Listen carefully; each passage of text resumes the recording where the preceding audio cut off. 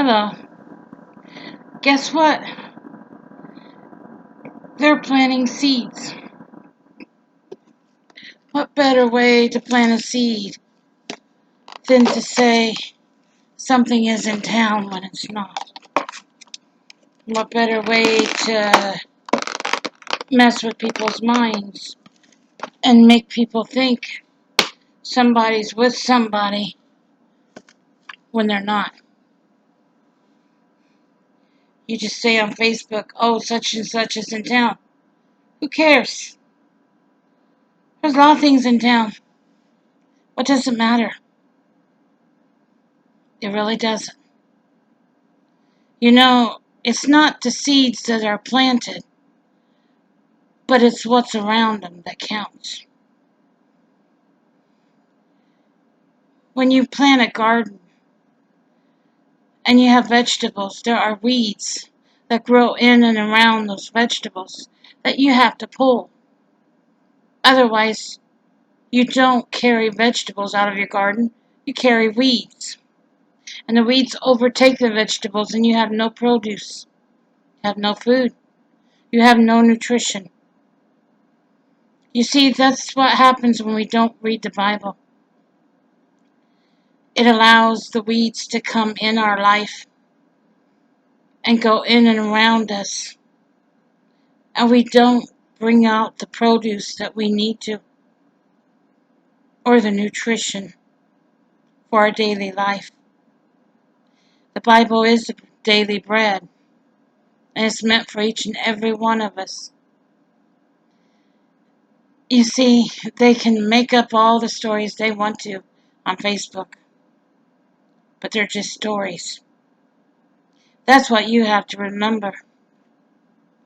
Look at it this way. This is a picture of a word search. It's just a word search. It's an image. This is a picture. It's an image. It's not there. It's an image. That's the thing you have to remember.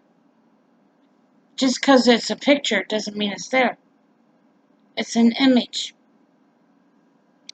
In the Bible, it says thou shalt have no graven images. And it's talking about images. Guess what? This was made by a computer.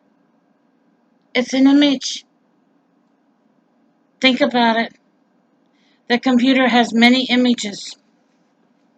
And guess what they have in churches? A computer. Yeah. They put the computer in church. An image that you sing to, fellowship to. You know that Bluetooth is a computer. And that's an image. In Wizard of Oz, Dorothy was told to go get the broomstick of the Witch of the North. Well, that's what she was supposed to do. When she had first went to see the wizard, she saw an image of a head, like what's on the dollar bill. And pretty soon, she heard the voice, paid no attention to that man behind the curtain. Toto, her dog, was pulling the curtain and letting her see who was behind the curtain. So many times, a curtain is put before our eyes, and we fail to see who is behind the curtain. I say this to say that Jesus died for our sins, and he spent 3 days on the cross. When he died and then rose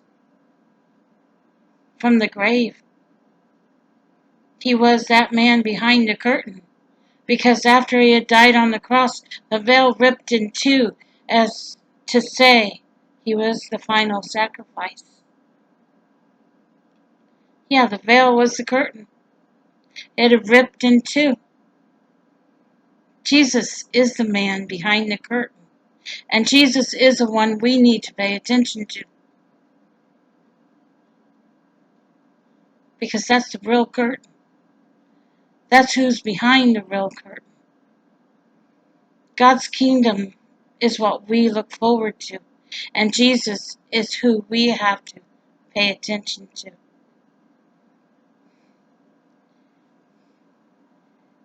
But see, man behind the curtain has all the answers. All of them. He knows everything. All about us, down to the very hair. And he can change a life just like you would not believe. He changed mine. And I'll tell you, there is a Jesus, and he is real. When I was a little girl, I read Psalms 91. I saw Jesus in the front of my room. So who are you? What are you doing here? That night, I felt at peace. Someone had closed my eyes. A hand had.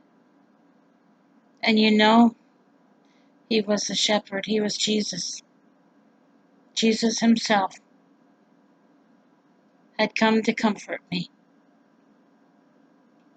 We least suspect it. Jesus is always there. We have to remember that. I'm not a minister. I'm a speaker. There's a big difference. I am a prophet of God, and I belong to God. But don't get me wrong. I will not minister. My words are what I get from God, what God gives me. So every day, he gives me a big portion to digest. Take care now.